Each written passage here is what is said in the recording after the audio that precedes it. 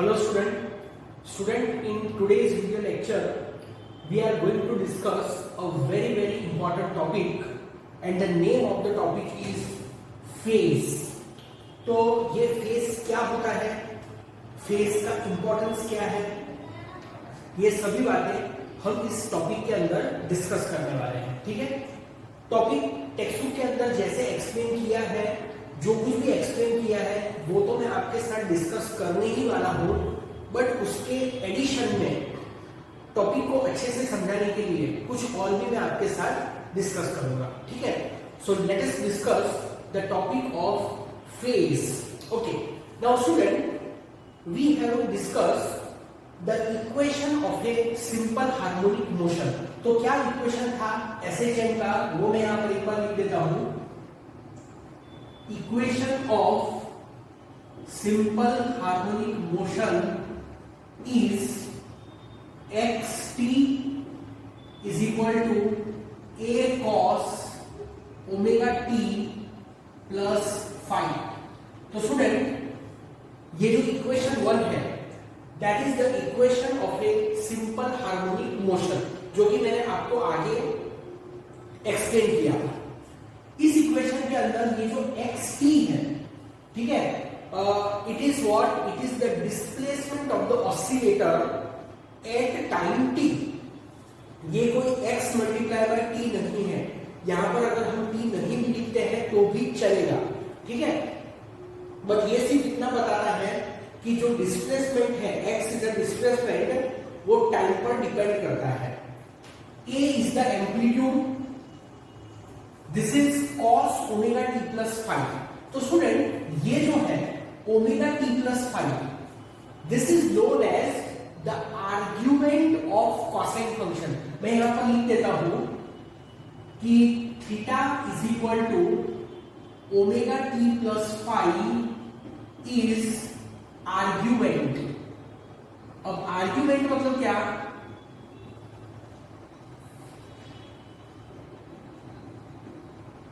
तो नॉर्मली हम बोलते हैं कि आर्ग्यूमेंट मतलब कि बहस, बराबर ना. हमारे जो एल्डर्स होते हैं, टीचर्स होते हैं, वो हमको बोलते हैं कि डोंट आर्ग्यू विथ मी, मतलब मेरे साथ बहस मत करो. बट स्टूडेंट, यहां पर आर्ग्यूमेंट वर्ड का मतलब है एंगल.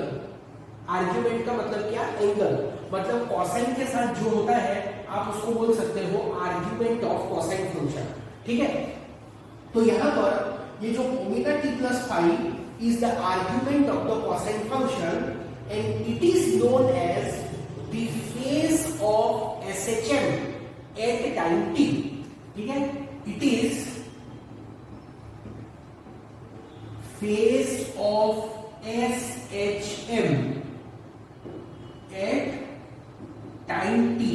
मतलब t टाइम पर सिंपल हार्मोनिक मोशन का phase, that is omega T plus five. देखो, फेज क्या है वो आपको तुरंत समझ में नहीं आएगा.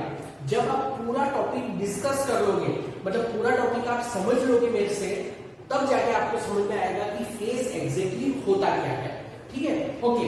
सो here omega T plus five is called the phase of simple harmonic motion at time t, जिसको मैंने थीटा से डिनोट किया है, बट टेक्स्ट बुक में उन लोगों ने उसको थीटा से डिनोट नहीं किया है. ठीक है, now in this equation if you put t is equal to 0, so put t is equal to 0. तो अगर हम यहां पर t की वैल्यू 0 ले लेंगे तो स्टूडेंट फिर क्या आएगा? फिर आएगा theta is equal to t की वैल्यू 0 ले लो, omega into 0 plus five, so फिर थीटा इज इक्वल टू 5 आ जाएगा, बराबर. तो फिर ये फाइव क्या होता है? This five is called initial phase. It is called initial phase, initial phase of simple harmonic motion. अब इनिशियल है मतलब obviously t equal to 0 time पर. समझ में आया?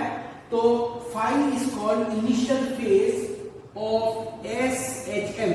बुक में नहीं लिखा हुआ है, बट मैं आपको बता दूं कि ये जो फाइव होता है ना, that is the initial phase. It is also called phase constant.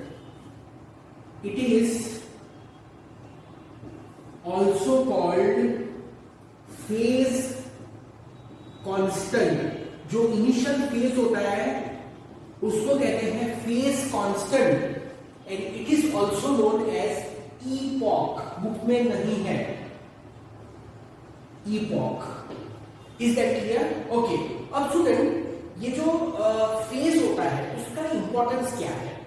So if you know the phase of the know, इफ you know the phase of the SHM, अभी दो फेज है, एक तो है initial phase which is denoted by phi, और दूसरा है फेज एट टाइम टी।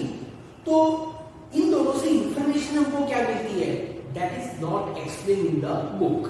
ठीक है, तो मैं आपको बताता हूं कि if you know the initial phase of the simple harmonic motion, then you can get the information from where the oscillator start its motion.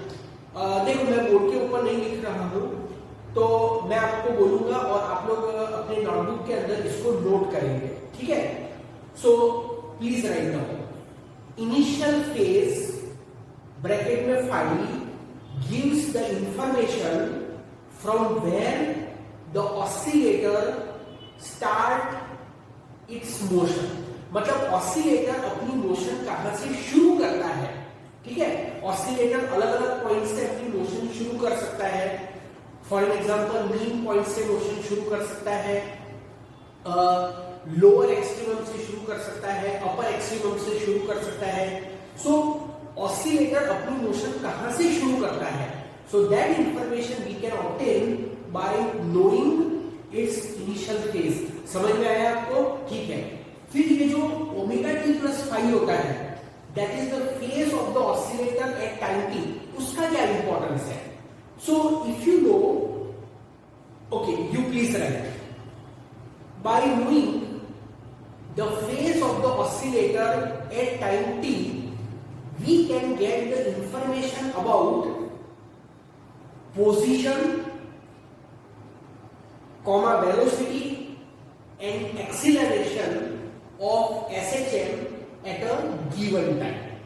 Okay, अगर आपको ऑसिलेटर मतलब जो बॉडी SHM परफॉर्म करती है, मैंने आपको आगे बताया था, तो अगर आपको कोई ऑसिलेटर का टी टाइम पर फेज पता है कि टी टाइम पर उसका फेज कितना है, तो उससे आपको क्या इंफॉर्मेशन मिलेगी? उस टाइम पर वो ऑसिलेटर कहां पर है, नंबर वन, उस टाइम पर उस ऑसिलेटर की वेलोसिटी कितनी है, नंबर टू, ये मैंने बोला, एंड नंबर थ्री, उस टाइम पर उस ऑसिलेटर का एक्सीलरेशन कितना है। तो वो इंफॉर्मेशन हमको किससे मिलती है? ओमेगा टी प्लस फाइव से, that is the phase at a given time. आई बात समझ में? एक बार फिर से, initial phase gives the information from where the oscillator begin its motion. Phase at time t gives the information what is the position, velocity and acceleration of the oscillator at that time. आई बात समझ में? ठीक है, तो ये है phase का importance. ठीक है, ओके। अब स्टूडेंट, ये तो मैंने आपको थोड़ा सा आइडिया दे दिया कि फेज एग्जैक्टली होता क्या है। ठीक है, अब देखो, हमारे पास दो ऑसिलेटर्स हैं। मैं एक फिगर ड्रॉ करूंगा, that figure is not in the book. ठीक है, तो वी हैव टू ऑसिलेटर्स। अब there are two simple harmonic oscillators. तो मैंने आपको एग्जांपल दिया था कि आप किसको सिंपल हार्मोनिक ऑसिलेटर बोल सकते हो। तो फिर भी एक बार फिर से मैं आपको बता देता हूं, अ लोडेड स्प्रिंग, कैसे spring? Loaded spring is called simple harmonic oscillator, and a simple pendulum is also called simple harmonic oscillator. तो मैं यहां पर एग्जांपल लूंगा लोडेड स्प्रिंग का। ठीक है, तो फिगर में ड्रॉ कर रहा हूं, देखो ये एक स्प्रिंग है, and at the end of the spring a mass is attached। यहां पर एक मास अटैच किया है, राइट स्टूडेंट? ओके, सो ये जो पोजीशन है ये इक्विलिब्रियम पोजीशन है, मतलब स्प्रिंग है, स्प्रिंग के नीचे आपने मास को अटैच किया तो मास स्प्रिंग को पुल करेगा और फिर थोड़ी देर के बाद जो मास है वो इक्विलिब्रियम पोजीशन में आ जाएगा, बराबर। ओके, तो ये जो पोजीशन है इस पोजीशन को कहते हैं y equal to 0, that is the equilibrium position. ऐसे बुक में नहीं समझाया हुआ है, even in my notes also ये सब मैंने ऐसे ड्रॉ नहीं किया हुआ, बट इसको समझना बहुत ही जरूरी है, ठीक है। अब एक बात समझो कि ये जो ऑसिलेटर है, मतलब ये जो मास है, ये पूरा सिस्टम एक ऑसिलेटर है। अब ये मास इक्विलिब्रियम पोजीशन में है, कोई भी बॉडी अपने आप मोशन शुरू नहीं करती है।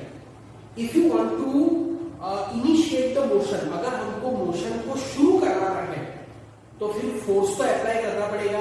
तो हम क्या करते हैं कि ये जो मास है, इस मास को हम स्लाइटली पुल डाउन करते हैं। क्या करते हैं, हम इस मास को स्लाइटली पुल डाउन करते हैं। तो अगर हम मास को पुल डाउन करेंगे, पुल डाउन करना मतलब उसको अगर हम नीचे के तरफ खींचेंगे, बराबर, मास को अगर हम नीचे की तरफ खींचेंगे तो फिर मास यहां पर आ जाएगा, बराबर।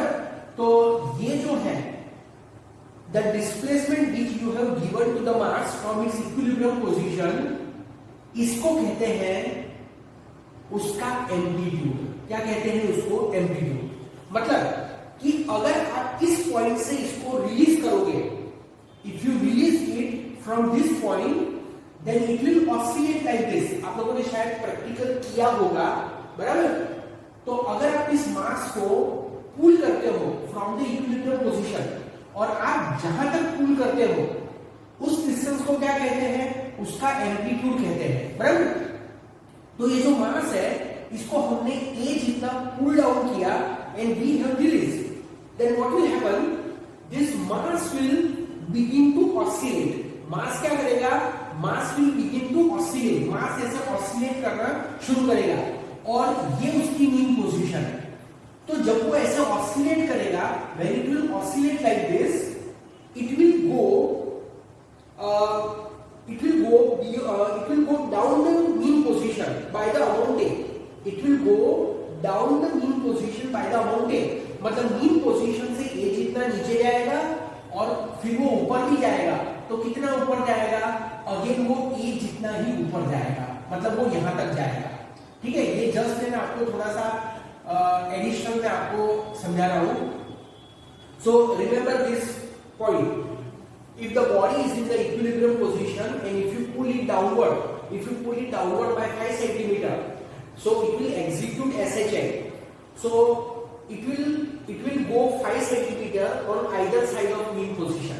मतलब मीन पोजीशन के नीचे भी 5 सेंटीमीटर जाएगा और मीन पोजीशन के ऊपर भी 5 सेंटीमीटर जाएगा।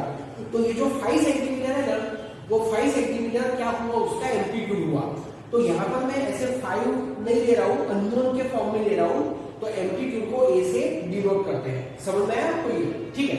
तो ये जो ऑसिलेटर है वो यहां से अपनी मोशन शुरू करता है। Is it clear? क्योंकि हम उसको यहां से रिलीज कर रहे हैं, so it is beginning it's motion from this point. और इस पॉइंट को क्या कहते हैं, इस पॉइंट को कहते हैं लोअर एक्सट्रीमम। क्या कहते हैं इसे कहते हैं लोअर एक्सट्रीमम। और इस पॉइंट को कहते हैं upper extremum. This is known as the upper extremum.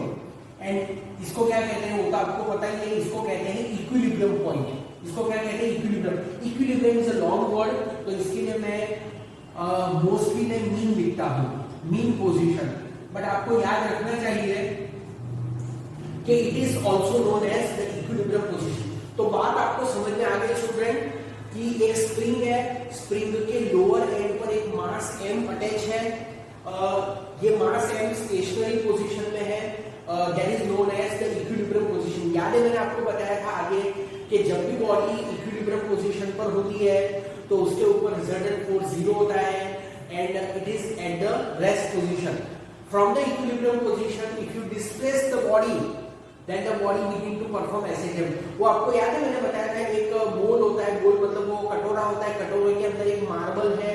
Marble जब कटोरे के सेंटर पर होती है तो इक्विलिब्रियम में होती है, सेंटर से उसको डिस्प्लेस करते तो मार्बल ऐसे ऐसे करके ऑसिलेट करती है। याद ये करवाना चाहता हूं कि जब भी कोई बॉडी इक्विलिब्रियम पर होती है तो उसके ऊपर रिजल्टेंट फोर्स 0 होता है, it does not perform any motion. तो ये मास में कोई भी मोशन परफॉर्म नहीं करेगा। पर अगर मीन पोजीशन से नीचे खींचा, मीन पोजीशन से अगर डिस्प्लेस किया तो फिर वो ऐसे ऐसे ऑसिलेट करना शुरू कर देगी। अगर आप मीन पोजीशन से ऊपर भी डिस्प्लेस करते हो, मतलब ऊपर डिस्प्लेस करोगे तो स्प्रिंग कंप्रेस हो जाएगी, तो उस सिचुएशन में भी मास ऐसे ऑसिलेट करेगा। बट यूजुअली मास को नीचे ही पुल किया जाता है। जो प्रैक्टिकल आप करते हो ना फिजिक्स के अंदर, उसमें मास को नीचे ही पुल किया जाता है। ठीक है, ओके। तो पता चला ना आपको कि mass will begin to oscillate like this. Is it clear? Okay. अब एक बात समझो, when this mass, okay, mass को तो आपने यहां तक पुल किया, इस पॉइंट तक पुल किया और आपने रिलीज कर दिया, तो मास कहां जाएगा? इस पॉइंट पर लाके छोड़ने के बाद मास कहां पर जाएगा? Obviously mass will go up. यहां से नीचे तो जाने नहीं वाला है। Mass will go up and then the mass comes to the mean position. Mass कहां पर आता है? Mass comes to the mean position. फिर वो ऊपर जाएगा, फिर ऊपर से नीचे आएगा, ऊपर मतलब कि goes towards upper extremum, then it comes to the mean position, then it comes to the lower extremum and one oscillation is completed. Is it clear to you? Okay. तो स्टूडेंट मास मतलब कि एक्चुअली SHO ने अपनी motion कहां से शुरू की? From where the SHO begin its motion. From where the SHO begin its motion. The SHO begin its motion from the lower extremum point. SHO अपनी मोशन कहां से बिगिन करता है? लोअर एक्सट्रीमम पॉइंट से बिगिन करता है। समझ में आया आपको? ओके। अब हमारे पास एक इक्वेशन है, x equal to a cos omega t plus five. ये वाला इक्वेशन है हमारे पास। ठीक है, अब देखो यहां पर मैं क्या करता हूं स्टूडेंट कि इसको मैं ले लेता हूं प्लस a। इसको मैं क्या लेता हूं? मीन पोजीशन के जो नीचे है इसको मैं ले लेता हूं प्लस a, और ये जो मीन पोजीशन के ऊपर है इसको मैं ले लेता हूं minus a। Is it clear? Okay. So x is equal to a cos omega t plus 5, right? So here at t is equal to 0, at t is equal to 0 what is x? x मतलब displacement. तो oscillator यहां पर है, a पर है, t equal to 0 पर वो यहां से मोशन शुरू करता है, तो x की वैल्यू a होगी और t की वैल्यू 0 है। तो क्या आएगा? a is equal to a, यहां पर x के प्लेस पर a ले लो, a is equal to a cos, यहां पर t के प्लेस पर 0 आएगा, cos 5। So 5 will be cancel, right? Sorry, a will be cancel, ये कैंसिल हो जाएगा। So cos phi is equal to 1। So what will be phi is equal to 0। phi is equal to 0। समझ में आया? तो यहां पर phi 0 है। अब phi 0 है, that means what? That means the initial phase is 0। Initial phase is 0। तो इसका मतलब क्या हुआ स्टूडेंट कि अगर कोई भी ऑसिलेटर अपनी मोशन प्लस a से शुरू करता है, if the oscillator begin its motion from the plus a, then its initial phase is 0। तो उसका इनिशियल फेज क्या हुआ? उसका इनिशियल फेज 0 हुआ। समझ में? तो आप यहां पर देखो, इस फिगर के अंदर देखो कि एक ग्राफ ड्रॉ किया हुआ है, ये इस तरह का। टेक्स्ट बुक के फिगर में अगर आप देखोगे तो टेक्स्ट बुक के अंदर उन लोगों ने 2 कलर से ग्राफ ड्रॉ किया हुआ है। एक ड्रॉ किया हुआ है ब्लू कलर से और दूसरा ड्रॉ किया हुआ है ब्लैक कलर से। यहां पर मैंने क्या किया है, मैंने दोनों ही ब्लैक कलर से ड्रॉ किए हैं, बट एक को मैंने डॉटेड कर दिया है और दूसरे को मैंने कंटिन्यूअस रखा है, right?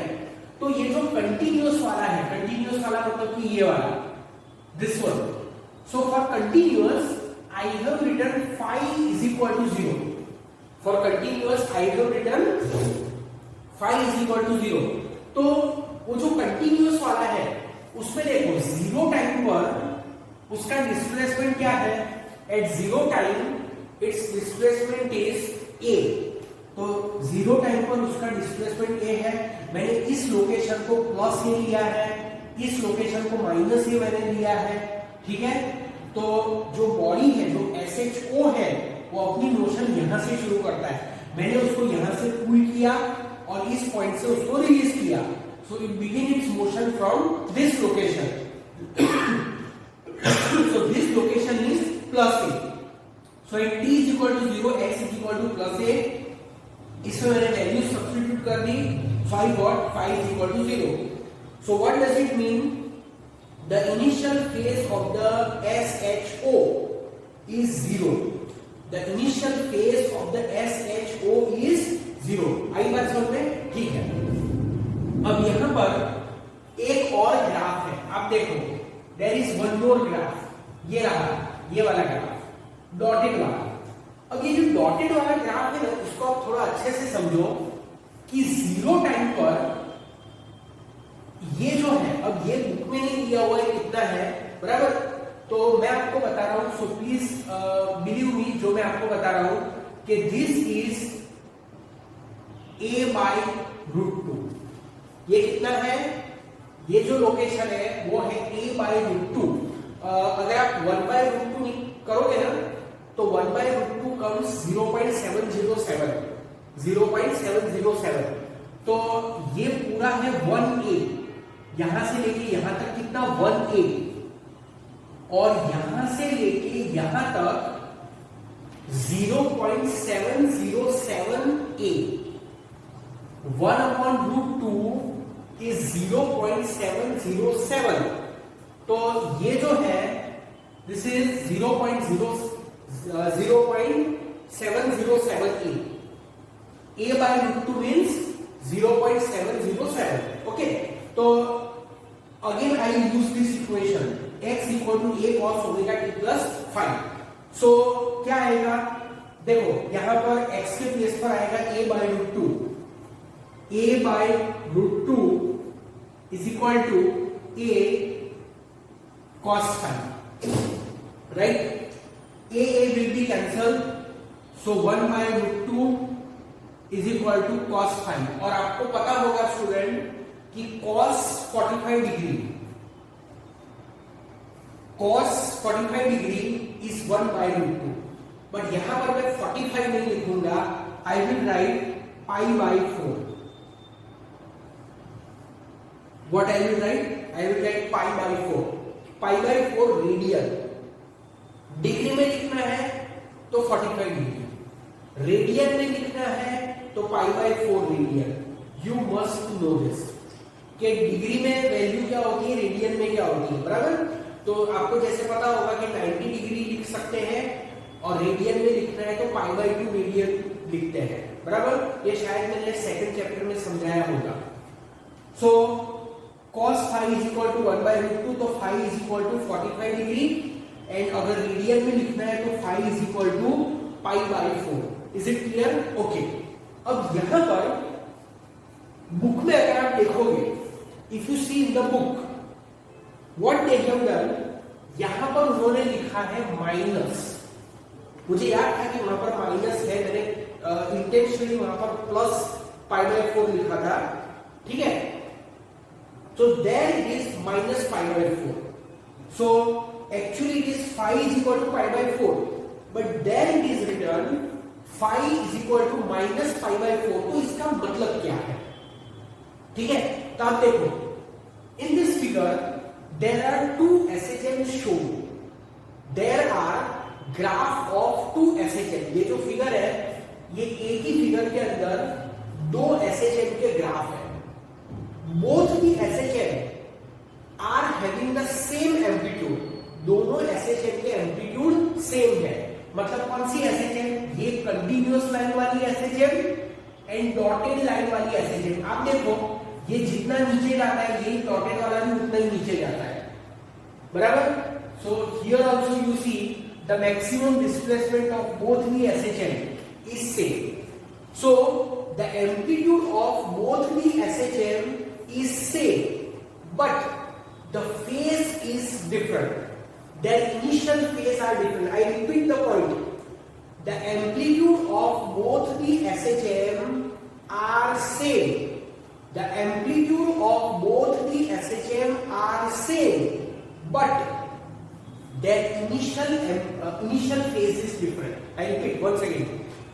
Amplitude of both the SHM is same, but their initial phase are different. दोनों के initial phase different है. तो इसका मतलब क्या है कि दोनों के amplitude तो same है, पर दोनों के initial phase different है. इसका मतलब क्या है, मैं आपको समझा रहा हूं. देखो, ये एक सिस्टम है ना, spring block. This is one system. बिल्कुल ऐसी ही एक दूसरी सिस्टम है. अब वो दूसरी सिस्टम ड्रॉ करने की कोई जरूरत नहीं है, बराबर. तो ये एक सिस्टम है, दूसरी भी एक सिस्टम है, राइट. अब क्या किया, दोनों को पुल डाउन किया by the same amount from the mean position. दोनों को ए जितना पुल किया. ये फर्स्ट सिस्टम को, मतलब फर्स्ट ब्लॉक को ए जितना पुल किया, सेकंड ब्लॉक को भी ए जितना पुल किया, and I have release both simultaneously. दोनों को मैंने साइमल्टेनियसली रिलीज किया. बट जो टाइम का कंसीडरेशन है, इसके लिए time starts at the same moment when it was release. मतलब जब मैंने इसको छोड़ दिया तभी इसके लिए टाइम शुरू हो गया. तो t इक्वल टू 0 पर इसकी पोजीशन क्या थी, x इक्वल टू a थी. और वो जो सेकंड वाला है जो कि बिल्कुल इसके जैसा ही है, उसको मैंने रिलीज किया, इसी पॉइंट से रिलीज किया. पर जब वो a/√2 पर आया, मतलब a/√2 कहां पर होगा, a/√2 यहां पर कहीं होगा, बराबर ना. From here to here it is a, from here to here it is a. तो a/√2, तो a/√2 तो a से छोटा होता है, क्योंकि a/√2 मतलब 0.707. तो ये जो होगा इतना a/√2 है, इतना a है. This is a, this is a/√2 which is smaller than a. तो जब वो ऑसिलेटर a/√2 पर आया, तब मैंने उसके लिए टाइम का कंसीडरेशन शुरू किया. समझ में एक बार, when the first oscillator begin its motion from x equal to a, the counting of time is started. Time का काउंटिंग शुरू हो गया यहां से. पर जो सेकंड ऑसिलेटर है, जब वो यहां पर आता है, मतलब ये उसका जो लोअर एक्सट्रीमम है, लोअर एक्सट्रीमम से इस पॉइंट पर आता है, a/√2 पर आता है, तब से मैं उसका टाइम काउंट करना शुरू करता हूं. तो इसलिए उसका जो इनिशियल फेज है, वो इनिशियल फेज है π/4. आपको बात समझ में आई क्या स्टूडेंट? देखो फिर से एक बार बता रहा हूं, क्योंकि शायद किसी स्टूडेंट के लिए समझना थोड़ा सा डिफिकल्ट हो. इसलिए दो ऑसिलेटर है, ये spring block is called oscillator. तो ऐसे दो ऑसिलेटर है, मैंने एक ही फिगर के अंदर शो किया है. दोनों को मैंने सेम अमाउंट जितना पुल किया. कितना पुल किया, ए अमाउंट जितना फ्रॉम द इक्विलिब्रियम पोजीशन, मैंने दोनों को ए जितना पुल किया. And I have release both together. दोनों को मैंने एक साथ रिलीज कर दिया, ठीक है, दोनों को मैंने एक साथ छोड़ दिया. तो ये जो फर्स्ट ऑसिलेटर है, ठीक है, फर्स्ट ऑसिलेटर, उसके लिए जब मैंने उसको रिलीज किया at the same time the counting of time has started. उसके लिए टाइम वहीं से शुरू हो गया. दैट्स व्हाई उसका इनिशियल फेज क्या है, उसका इनिशियल फेज 0 है. But for the second oscillator the counting of time is started after some time, after it reaches a/√2. That's why its phase is π/4. तो पाई बाय 4 क्यों है वो तो आपको कैलकुलेशन से पता चल गया होगा, but why minus pi by 4? Minus denotes lagging, minus denote what? Lagging. Lagging मतलब LAGGING, लेगिंग मतलब स्टूडेंट, लेगिंग मतलब पीछे रहना। लेग, LAG लेग, लेग मतलब पीछे रहना। मतलब ये जो सेकंड ऑसिलेटर है वो फर्स्ट ऑसिलेटर से लेग करता है। Second oscillator is lagging the first oscillator. Second oscillator begin its motion after some time, बराबर के नहीं? मतलब वैसे तो दोनों को मैंने साथ में ही छोड़ा था, बट सेकंड ऑसिलेटर का टाइम तो मैंने थोड़ी देर के बाद काउंट करना शुरू किया ना, that's why.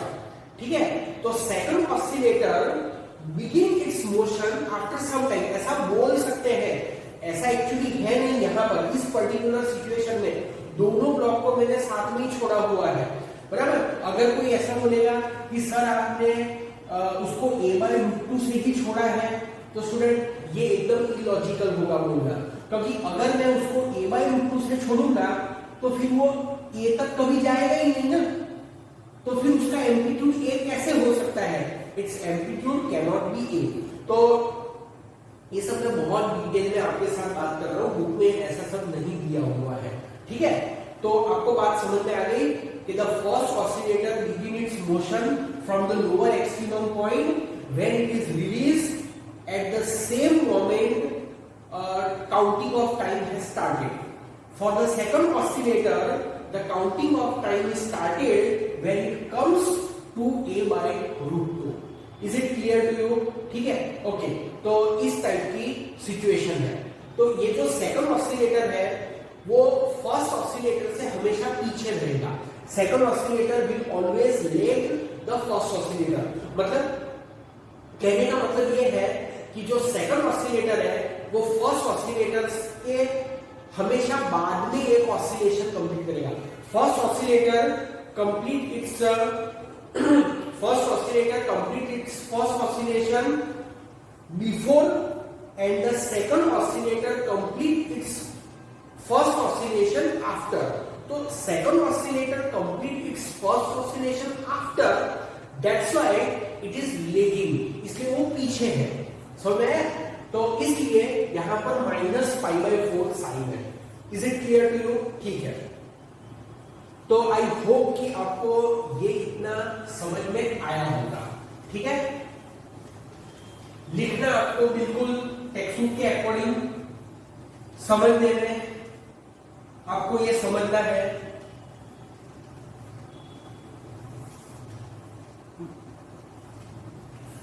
Okay, once again I come to the equation of SHM, जो मैंने टॉपिक के बिगिनिंग में लिखा था। क्या है equation of SHM? Before I right, you please think in your mind what is the equation of SHM। The equation of SHM is xt is equal to a cos omega t plus phi। तो ये है SHM का equation, ठीक है। इसके अंदर phi is the initial phase, बराबर student. Phi क्या है? फाई है initial phase. Now what I do, I take phi is equal to 0, means there is a oscillator for which initial phase is 0। एक oscillator है, उसका initial phase 0 है, ठीक है। तो फिर इक्वेशन क्या आएगा? xt is equal to a cos omega t। Is it clear? Okay, now student you know what is capital T? Capital T is time period. Capital T क्या होता है? Capital T is the time period of SHM। मैंने आपको time period क्या होता है वो मैंने आपको समझाया था कि time period is the least time after which the motion is repeated, बराबर। उसको कहते हैं टाइम पीरियड। जैसे मैंने आपको एग्जांपल दिया था कि जो रिस्ट वॉच होती है, कोई भी वॉच, उस वॉच का जो सेकंड हैंड होता है वो कितने टाइम के बाद अपनी मोशन को रिपीट करता है, तो वो 60 सेकंड के बाद अपनी मोशन को रिपीट करता है, बराबर। मतलब अगर सेकंड का हैंड 12 पर है, 12 पर है, तो फिर 12 से वापस 12 पर कब आएगा, 60 सेकंड के बाद आएगा सेकंड हैंड। मिनट हैंड है तो 60 मिनट के बाद वापस आएगा, बराबर, मिनट हैंड, ओके। और आर हैंड है तो आर हैंड का टाइम पीरियड क्या होता है, सोचो, अब कुछ सोचो, मैं आपको नहीं बताऊंगा आर हैंड का टाइम पीरियड क्या होता है। अगर आपको पता चले तो मुझे मैसेज कर देना कि time period of our hand is this, I am not telling you, okay. तो टी क्या होता है, T is the time period. Student, the time period is the time after which the motion is repeated. Repeating, I am repeating, time period is the time after which the motion is repeated. मतलब आप ऐसा भी बोल सकते हो कि time period is the time after which the position is repeated. Time period is the time after which the position is repeated. जैसे वो सेकंड का काटा 12 पर है और उसका टाइम पीरियड कितना होता है, उसका टाइम पीरियड होता है 60, तो 60 सेकंड के बाद वापस वो 12 पर आ जाएगा कि नहीं। तो मैंने अभी क्या बोला, मैंने कहा आपसे कि time period is the time after which the position is repeated. तो सेकंड का काटा 12 पर है, वापस 12 पर कब आएगा, 60 सेकंड पर। तो 60 सेकंड हुआ उसका टाइम पीरियड। समझ में आया, ओके। तो after every capital T time position is repeated. I repeat, after every capital T time position is repeated. तो स्टूडेंट मैं ऐसा लिख सकता हूं, xt is equal to x T plus capital T. लिख सकता हूं कि नहीं लिख सकता हूं, after capital T time position is repeated. मतलब देखो मैंने ये लिखा है, उसका मतलब क्या है समझो, टी टाइम पर जो पोजीशन है वही position T plus T time पर होगी। Very simple, the position at small T time is same as the position at T plus capital T time. बिल्कुल सही, ओके। तो ये वाला जो इक्वेशन है, उस इक्वेशन का मैं यूज करता हूं a cos ओमेगा t। ये तो मैंने बिल्कुल वो के वही लिख दिया, और यहां पर मैं t के प्लेस पर t प्लस टी लिखूंगा। तो a cos omega t plus capital. Is it clear, okay. दोनों साइड से मैं a को कैंसिल करता हूं, सो क्या आएगा, cos of omega t is equal to cos of omega t plus capital. Is it clear, okay. Now see, ये मैंने किया स्टूडेंट, जस्ट अ मिनट। हाँ, so cos of omega t is equal to cos omega t plus capital T.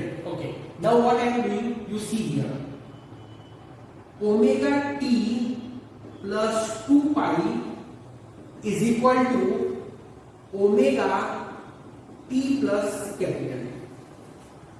What I have done, I have added 2 pi here on the left side. देखो generally mathematics का rule क्या है, mathematics का rule ये है कि अगर आप कोई भी इक्वेशन में लेफ्ट साइड पर कुछ ऐड करते हो तो राइट साइड पर भी उसको ऐड करना चाहिए। ये मैथ्स का रूल है ना। बट स्टूडेंट यहां पर मैंने सिर्फ लेफ्ट साइड पर 2 पाई ऐड किया है। I have not added 2 pi on the right side, then also it is correct. क्यों करेक्ट है, देखो ये जो कॉस फंक्शन है, ठीक है, this is the cos function.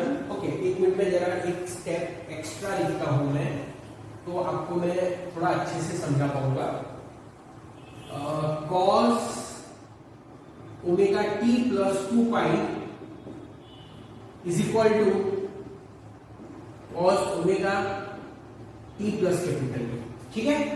अब बीच में इक्वल है तो ये क्या होता है, ये एंगल होता है, ये एंगल होता है, ये एंगल होता है, तो फिर दोनों साइड पर cos है तो एंगल की वैल्यू भी सेम होगी। तो इसलिए मैं लिखूंगा omega T plus 2 pi is equal to omega T plus E. पहले मैंने डायरेक्टली ये लिख दिया था, ओके। तो अब क्वेश्चन ये है कि सर आपने यहाँ पर 2 पाई क्यों ऐड किया, ठीक है। तो बहुत ही सिंपल रीजन है, शायद मैथमेटिक्स स्टूडेंट को समझ में आ गया होगा। ये स्टूडेंट जो कोसाइन फंक्शन होता है, वो कोसाइन फंक्शन एक पीरियोडिक फंक्शन होता है। कोसाइन फंक्शन क्या होता है? पीरियोडिक फंक्शन होता है। पीरियोडिक फंक्शन मतलब जिसकी वैल्यू रिपीट होती है at the regular interval of time. तो कोसाइन फंक्शन की जो वैल्यू होती है वो हर 2 पाई रेडियन के बाद रिपीट होती है। Value of cosine function is repeated after every 2 पाई। मैं आपको बता रहा हूं, मैं लिखूंगा नहीं, चलो लिख देता हूं, कोई बात नहीं। स्टूडेंट, cos 0 क्या होता है? 1 होता है। cos 0 1 होता है। cos 2 pi is 1, cos 4 pi is 1, cos 6 pi is 1। 2 pi add करते जाओ, cos की वैल्यू चेंज हो रही है? नहीं हो रही है। मैं दूसरा एग्जांपल लेता हूं, cos pi by 2, cos 90 क्या होता है? cos 90 क्या होता है? 0 होता है। cos 90 0 होता है। तो cos pi by 2 0 है। अब pi by 2 में 2 पाई ऐड करो, पाई बाई 2 में 2 पाई ऐड करेंगे तो क्या आएगा? Pi by 2 plus 2 pi 5 pi by 2, cos 5 pi by 2 student 0 होता है। 5 पाई बाई 2 में 2 पाई ऐड करो, मैं करके बताता हूं यहां पर आपको, फिर कब कर दूंगा। 5 पाई बाई 2 प्लस 2 पाई करो, 9 पाई बाई 2। मुझे याद था कि 4 ऐड करना है, बट आपको जस्ट समझाने के लिए 9 पाई बाई 2 इज 0। इसमें 9 पाई बाई 2 में 2 पाई ऐड करो तो मैं आपको बता दूं 13 आएगा। cos 13 पाई बाई 2 ये भी 0 होता है। मैं आपको समझाना क्या चाहता हूं? मैं आपको समझाना यह चाहता हूं कि cosine function is a periodic function and it's value is repeated after every 2 pi radian. मतलब आप पाई बाई 2 में 2 पाई ऐड करो, 5 पाई बाई 2 आएगा। 5 पाई बाई 2 में 2 पाई ऐड करो, 9 पाई बाई 2 आएगा। 9 पाई बाई 2 में 2 पाई ऐड करो, 13 पाई बाई 2 आएगा। 13 पाई बाई 2 में 2 पाई ऐड करो, 17 पाई बाई 2 आएगा। Value of cosine will not change. तो मेरा लॉजिक ये है स्टूडेंट कि ये जो कोसाइन फंक्शन है, देखो ये जो कोसाइन फंक्शन है वो एक पीरियोडिक फंक्शन है और ये एंगल है। जैसे यहां पर ये 0 है ना, वैसे यहां ओमेगा टी है, उसमें आप 2 पाई ऐड कर देते हो तो वैल्यू में कोई फर्क नहीं पड़ता है, 1 का 1 ही आएगा हमेशा। समझ में आया? डाइजेस्ट हुआ अब आपको ये? ठीक है, तो ठीक है, सो पता चला। अब इसको ओपन करो, omega T plus omega capital T, right? तो ये अब कैंसिल हो जाएगा दोनों साइड से, तो बचा क्या? बचा 2 pi is equal to omega T, right? So therefore omega is equal to 2 pi by T. Student, ये जो मेहनत की है वो मेहनत इस फॉर्मूला को लाने के लिए की है। Omega is equal to 2 pi by capital T, this is the formula. ये फॉर्मूला मैंने आपको आगे भी समझाया था चैप्टर नंबर 7 के अंदर, वहां अलग तरह से समझाया था, यहां पर इस तरह से समझाया गया। तो ये पता चला omega is the angular frequency. Omega क्या है? Angular frequency. लिख देता हूं यहां पर, omega is angular frequency. Omega is angular frequency, right? Okay, omega is angular frequency. And student, एक फॉर्मूला है omega 2 pi new. 1 upon T क्या होता है? मैंने आगे बताया था आपको टाइम पीरियड के टॉपिक में कि 1 upon capital T is nu. So omega equal to 2 pi nu. Omega मतलब एंगुलर फ्रीक्वेंसी एंड न्यू मतलब लीनियर फ्रीक्वेंसी। लिख दो, omega equal to angular frequency, nu is equal to linear frequency. मतलब जब कोई बॉडी सर्कुलर मोशन परफॉर्म करती है, जब भी कोई बॉडी सर्कुलर मोशन रिपीट करती है तो it has a angular frequency. And whenever any body is performing linear motion, it has a linear frequency. You please write down this. This is not written anywhere. Whenever any body performs the angular motion, it has angular frequency. Whenever any body performs the linear motion, it has a linear frequency. Is it clear? Okay. अब यहां पर देखो आप, इसको समझाया हुआ है book के अंदर. Student, here there are two SHMs. ये भी मुझे थोड़ा डिटेल में समझाना ही पड़ेगा कि क्या है, कैसे आया है, क्योंकि ये भी बुक के अंदर लोगों ने बस खाली एक लिख दिया है कि ये क्या है, बट कैसे है वो उन लोगों ने नहीं समझाया है. ठीक है? Okay student, in this figure there are two SHMs. ये जो फिगर आपको दिख रही है, in this figure there are two SHMs. Both the SHMs are having the same amplitude. अब दो SHM को मैंने डिस्टिंग्विश कैसे किया है, मैंने दो SHM को अलग अलग कैसे बताया है, तो one SHM is shown by the continuous line and the second SHM is shown by the dotted line. Book के अंदर उन लोगों ने क्या किया है वो मैं देख लेता हूं. अब बुक के अंदर उन लोगों ने एक SHM को ब्लैक कलर से शो किया है, और जिसको मैंने कंटिन्यूअस से शो किया है ना ब्लैक कलर से, उसको उन लोगों ने ब्लैक से शो किया है, और जिसको उन लोगों ने ब्लू कलर से शो किया है उसको मैंने डॉटेड लाइन से शो किया है. ठीक है? Okay, so here there are two SHMs. यहां पर दो SHM है. One is by the continuous figure and the second one is by the dotted figure. One is by the continuous figure. One SHM is shown by the continuous figure, continuous line, and the second SHM is shown by the dotted line. अब यहां पर मैंने क्या लिखा हुआ है, SHM A, मतलब जो डॉटेड वाली है वो SHM A, कंटिन्यूअस वाली है वो SHM B. At this point, very important, at this point one oscillation of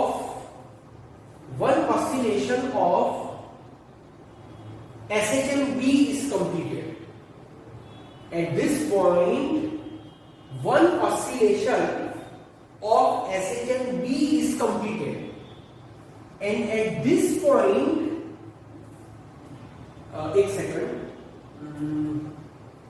one oscillation. ठीक है, okay okay, sorry. At this point one oscillation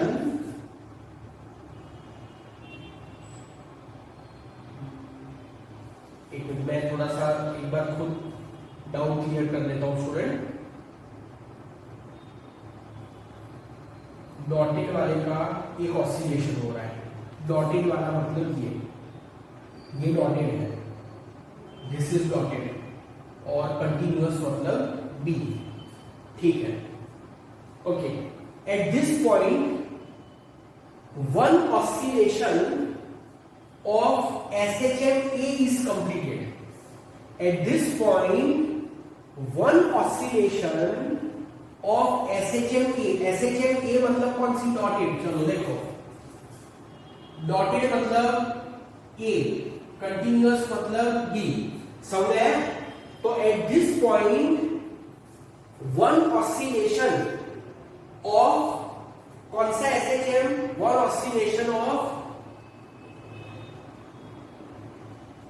oscillation of SHM A is completed, and at this point two oscillation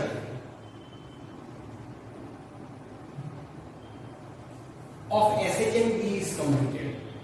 फिर से मैं repeat करता हूं क्योंकि देखो ये बहुत इंपॉर्टेंट है. At this point one oscillation of SHM A is complete, मतलब वो जो डॉटेड वाली है उसका एक ऑसिलेशन कंप्लीट होता है, पर उस पॉइंट पर जो बी SHM है उसके दो ऑसिलेशंस कंप्लीट होते हैं. अब एक ऑसिलेशन कैसे कंप्लीट होता है, मैं कैसे बोल रहा हूं कि इस पॉइंट के ऊपर इसका एक ऑसिलेशन कंप्लीट हो रहा है, उसके दो ऑसिलेशन कंप्लीट हो रहे हैं, ये मैं कैसे बोल रहा हूं, बराबर? तो पहले मैं आपको वो समझा देता हूं. सबसे पहले एक ऑसिलेशन किसको बोलते हैं वो आप अच्छे से समझ लो. स्टूडेंट देखो, this is known as one oscillation. इसको क्या कहते हैं? एक ऑसिलेशन कहते हैं, बराबर। अब ये जो पूरा एक होता है ना ऐसा, इसको कहते हैं क्रेस्ट। इसको क्या बोलते हैं? क्रेस्ट बोलते हैं। ऐसा सब बुक में नहीं है। और ये जो होता है लोअर हाफ में, इसको कहते हैं ट्रफ, बराबर। This is crest and this is trough. अब यहां से लेके यहां तक 1/4 ऑसिलेशन, फिर यहां से लेके यहां तक 1/4, मतलब 1/4 प्लस 1/4 मतलब हाफ। ये पूरा कितना हुआ? हाफ ऑसिलेशन हुआ। Same way from here to here 1/4 and from here to here another 1/4, तो फिर ये भी कितना हुआ? ये हुआ टोटल 1/2। 1/4 मतलब यहां से लेके यहां तक 1/4 और फिर यहां से लेके यहां तक 1/4, तो 1/4 प्लस 1/4 1/2। तो यहां से लेके यहां तक क्या हुआ? वन ऑसिलेशन कंप्लीट हुआ। आई बात समझ में? ठीक है। अब देखो, ये जो एक ऑसिलेशन होता है ना इस टाइप का, ये एक ऑसिलेशन, उसको 4 पार्ट में डिवाइड किया है। It is divided in 4 parts. आपको फिगर में 4 पार्ट दिख रहे हैं। From minimum to maximum, maximum to minimum, minimum to maximum and maximum to minimum. 4 part हो गए। So one oscillation has 4 parts, बराबर। तो अब आप देखो, एक oscillation from here to here 1 मतलब ऐसा, बराबर। From here to here second part, from here to here third part and from here to here fourth part. एक ऑसिलेशन को मैंने कितने पार्ट में डिवाइड किया? मैंने 4 पार्ट में डिवाइड किया। First part, second part, third part, fourth part, 4 part में डिवाइड किया। मैंने एक ऑसिलेशन को 4 पार्ट में डिवाइड किया। तो ये first part, second part, third part, fourth part. So at this point one oscillation is complete. समझ में आई बात? But at this point 2 oscillation, तो 1 ऑसिलेशन में 4 पार्ट होते हैं, तो 2 ऑसिलेशन में कितने पार्ट होंगे? 8 पार्ट होंगे। In 2 oscillation there will be 8 part. तो आपको बताता हूं मैं 8 part. From here to here 1 part, here to here second part, from here to here third part, from here to here fourth part, from here to here fifth part, from here to here sixth part, from here to here seventh part, and from here to here eighth part.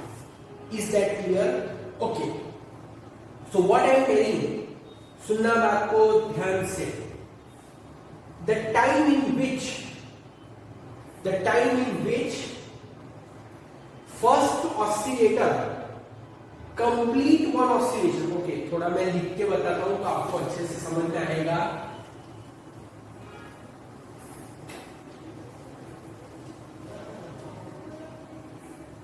It's very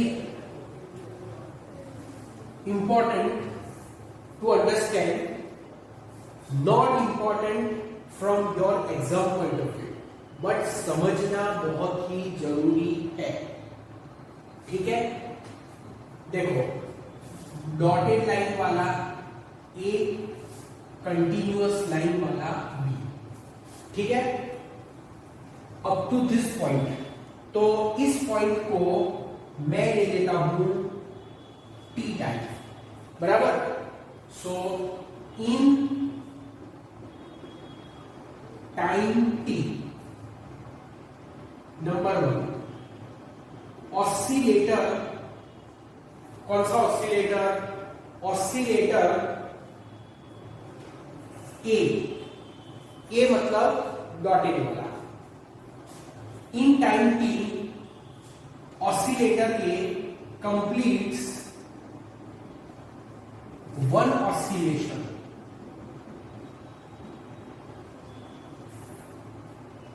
In time t, oscillator B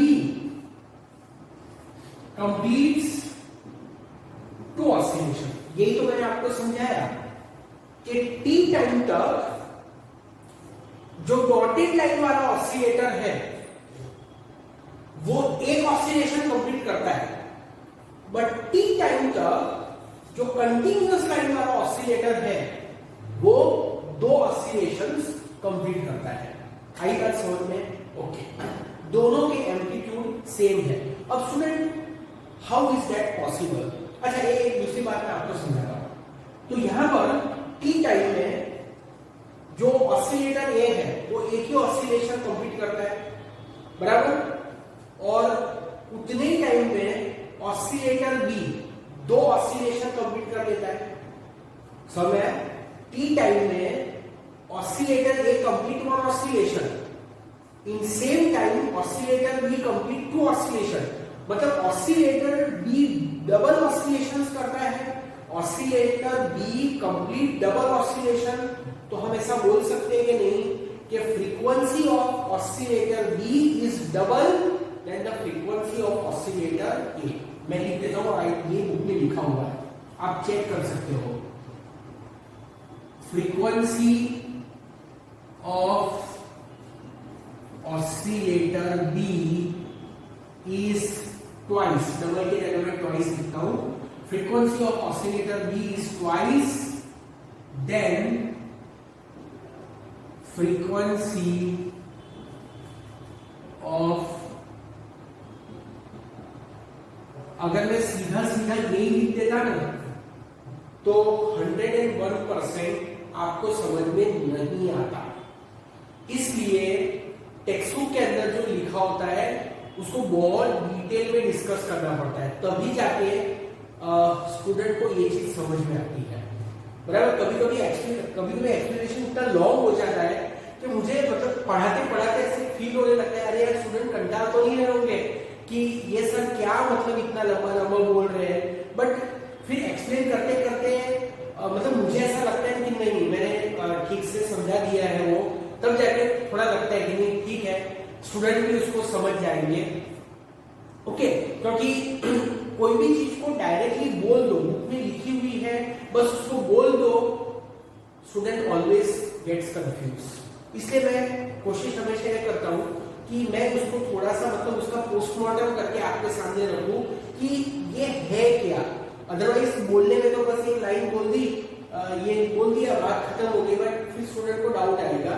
तो मैं नहीं चाहता कि ऐसे situation आए। Okay, सो आपको ये पता चला कि frequency of oscillator B is double, मतलब twice the frequency of oscillator A, क्योंकि जितने टाइम में ऑसिलेटर ए एक ऑसिलेशन कंप्लीट करता है, बराबर, जितने टाइम में ऑसिलेटर ए एक ऑसिलेशन करता है उतने ही टाइम में ऑसिलेटर बी दो ऑसिलेशंस कर देता है।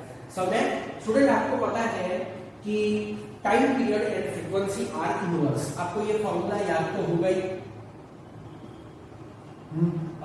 ऐसा भी लिखा था मैंने शायद, वो जो हार्ट वाला जो न्यूमेरिकल हार्ट बीट वाला, उसमें ये समझाया था। तो frequency of oscillator B is twice then the frequency of oscillator A. तो ऑसिलेटर बी की फ्रीक्वेंसी डबल है, अब फ्रीक्वेंसी डबल है ना, मतलब टाइम पीरियड आधा हो गया, ठीक है। तो टाइम पीरियड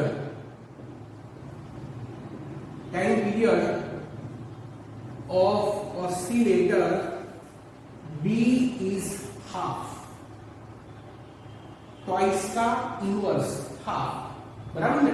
ट्वाइस मतलब 2, उसका इनवर्स मतलब हाफ। तो time period of oscillator B is half then that of A. Time period of B is half. Time period of B is half. Then the time period of A. मतलब A को एक oscillation complete करने में जितना time लगता है उससे आधे टाइम में ही B उसका एक ऑसिलेशन खत्म करता है। समझ में आया? A को डॉटेड लाइन वाले को एक ऑसिलेशन कंप्लीट करने में जितना टाइम लगता है उसके आधे ही टाइम में भी अपना एक ऑसिलेशन कंप्लीट कर लेता है। ठीक है, तो ये आपको पता चला। एक्चुअली मेन टॉपिक है हमारा फेस, बराबर, और उसमें ये सब दिया हुआ है, बराबर। तो फेस क्या होता है वो आपको थोड़ा समझ में आ गया होगा, बट आई एक्सेप्ट कि फेस एग्जैक्टली होता क्या है वो आपको पूरा समझ में नहीं आया है, बराबर। और नहीं आया है तो उसमें आपका कोई फॉल्ट नहीं है, ना ही मेरा कोई फॉल्ट है। ठीक है, समझ में इसलिए नहीं आया होगा कि इसी टॉपिक के अंदर पूरा के पूरा समझा लेना पॉसिबल नहीं है, पर जैसे जैसे हम आगे के टॉपिक समझेंगे आपको डेफिनेटली फेस होता क्या है वो क्लियर हो जाएगा। ठीक है।